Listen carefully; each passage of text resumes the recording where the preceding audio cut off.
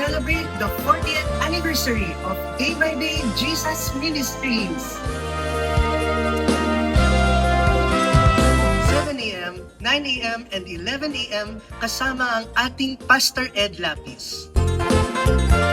Sa 3 p.m. naman, magkakaroon ng performance ang ating Kaloob Music and Dance Ministry. Tuloy-tuloy po ang ating celebration.